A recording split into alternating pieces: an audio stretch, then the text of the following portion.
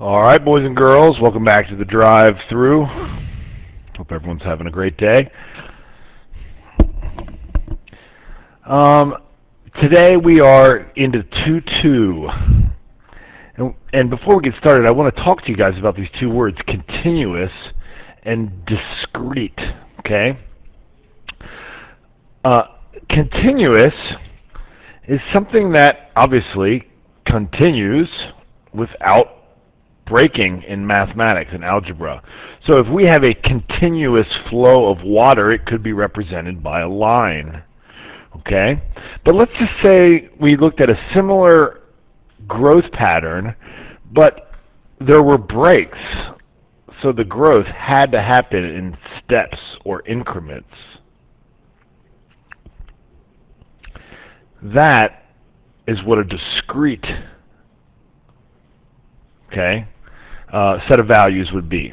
So I just want you to give you that visual before we get started. So the Library of Congress is getting books, and on average, each box contains about 8 books. How many books are received in 6 boxes? Well, 6 boxes at 8 books per box will have 48 books. And I'm kind of writing that like an ordered pair. Okay? 10 boxes will have, what do we say, 8 books? So 80 books.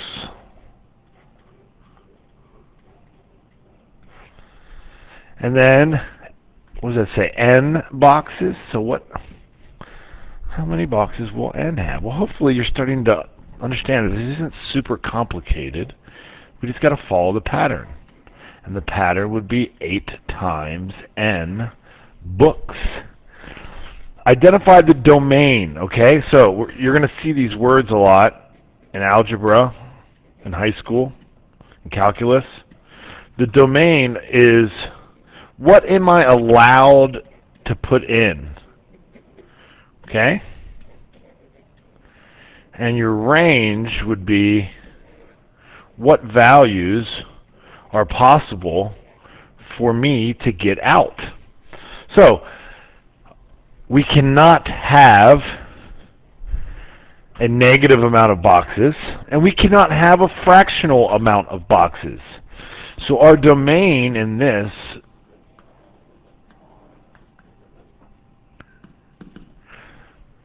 would be positive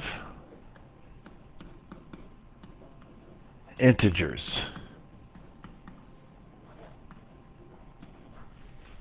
Integers means whole numbers. Okay, many of the books at the Library of Congress are electronic. If about 13 electronic books can be downloaded into the computer each hour, if about 13, that's going to be a key word. How many ebooks can be added to the library in 3 hours? 5 hours? Or N hours? Okay. Using a table, a graph, and an equation, model this situation. Let's as always, let's start with the table. So, well, let's just, if we have 0 hours, we've uploaded 0 ebooks. 1 hour, 13 ebooks. 2 hours, 26 ebooks, etc. Okay? 3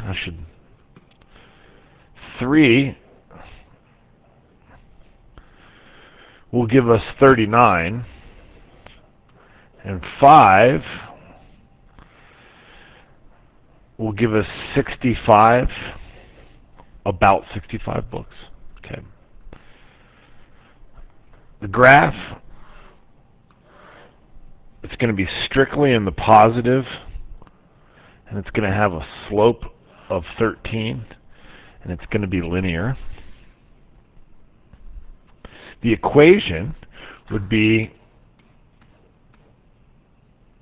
f of b. I guess it's a function of how many books. Actually, it's a function of time.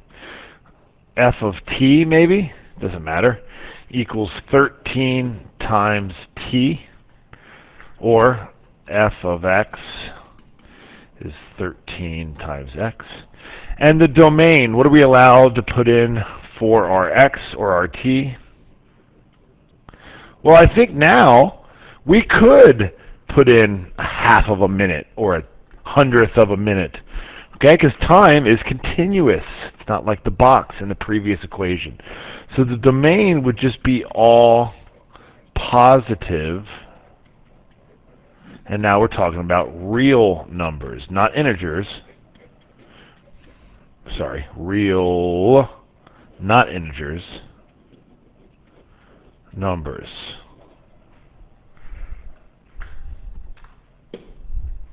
Okay, the librarians work to keep the library orderly, put the books back in the proper places, la la la. If a librarian can sort and shelve 3 books in a minute, how many books does the librarian take care of in 3 hours, 5 hours, or n hours? So, 3 books is to 1 minute, like how many books are to 60 minutes or 1 hour? So let's see, we got to cross multiply and divide, and you get 180 books per hour.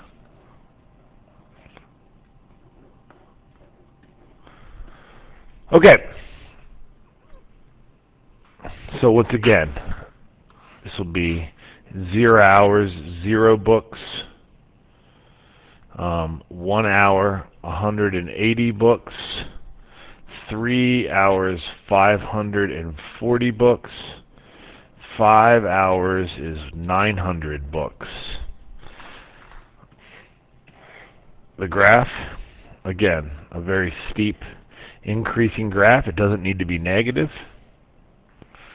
And the equation would be f of t is 180 t, or f of h is 180 per hour. Might work better. Would it make sense in any of these situations if there would be a time when 32.5 books had been shipped, downloaded, or placed on a shelf? I don't think so.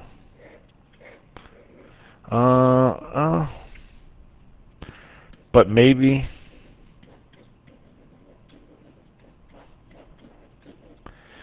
for the downloaded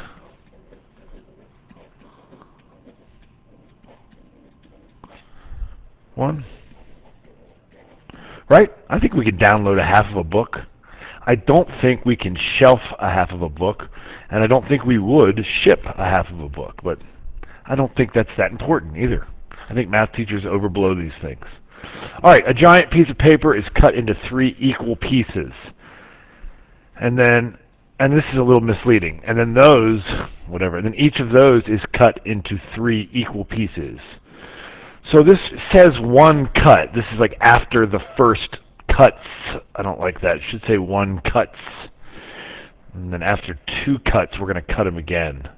So I'm going to help you kind of visualize this. At 0 cuts, we start with 1 piece of paper. After we have a round of cuts, we now have 3 pieces of paper. After we have another round of cuts, as you can see, we have 1, 2, 3, 4, 5, 6, 7, 8, 9. We have 9 pieces of paper. So if we were to cut them again, we would have 27 pieces of paper. Hopefully you're getting good at noticing that this is not arithmetic. This is a geometric increase where we are multiplying, not adding, but multiplying by 3 to get to our next number. Okay? What is the domain? The inputs, these are integers, and they're positive. Positive integers. Okay? There's our table. Our graph is going to be strictly positive. 1, 1. 0, 1, excuse me. 0, 1. 1, 3. 2, 9. 3, 27. This is not... Although we should erase this part of the graph because it doesn't make sense to the context of this problem. So it would look like that. It's going to get big really fast. Down here it's going to be curved. You might want to check Desmos to see what this would really look like accurately. Okay? And the equation, oh, this is going to be the harder one. Remember, this is going to be f of n, f of x, whatever. Okay, where do we start with? We start with 1. We're multiplying it by 3 each time. Let's see if that's right. 1 times 3 to the n. 3 to the 0 is 1. Yep, that's right. That's right. Okay. Would it make sense to look for the number of pieces of paper at 5.2 cuts? I would say no, because you can't, in this problem, make 5.2 cuts. You're making a whole number of cuts because it's integers. Would it make sense to look for the number of cuts it takes to make 53.6 papers? No, I think we haven't asked us this, but I think our range of outputs has to be an integer as well. Look, all of our answers will be multiples of 3. All right, medicine taken by a patient breaks down in the patient's bloodstream and dissipates. Suppose a dose of 60 milligrams is given to a dog, and it breaks down so that 20% of the medicine becomes ineffective every hour. How much of the dose is still active after 3 hours, 4.5 hours, and n hours? This would be very hard for you guys to do on your own, so that's what we have these videos for. All right, so let's see. After 0 hours, we have 60 milligrams. Now, it's losing 20%.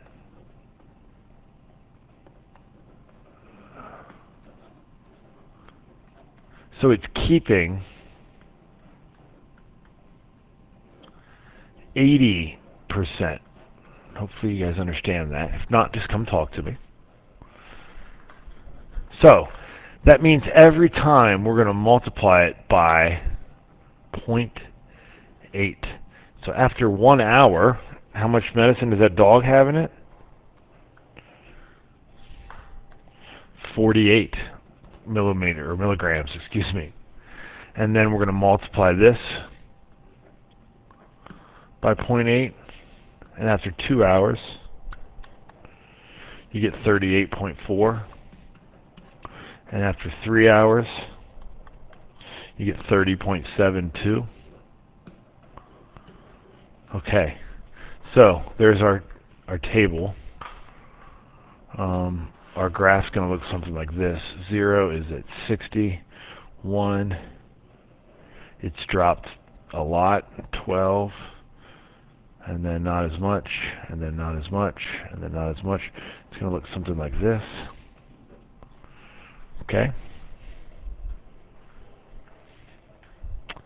All right, the equation f of x, or f of n. All right, what do we start out with? 60. What's the growth? Times 80% to the n power. Identify the domain. What are we allowed putting in? I think we can put in 1/2 of an hour, or 1/10 of an hour, or even 1/millionth of an hour. So I think the domain would be all positive real numbers. Okay. Would it make sense to look for an amount of active medicine in 3.8 hours? Yes. We can divide hours. Would it make sense to look for when there's 35 milligrams of medicine? Yes. We can divide medicine. Both those make sense. Sorry, I'm just trying to get through this video. You know I like to keep it less than 20. Which of the functions modeled in 6 and 7 are discrete and which are continuous? 6 would be discrete, right? In fact, that's where I've screwed this up. I'm just so used to graphing exponential functions. This would really only have those points, where this one is continuous. Okay? So 6 was discrete, 7 was continuous. What needs to be considered when looking at a situation or context if deciding if, all right, let's see, if the domain is,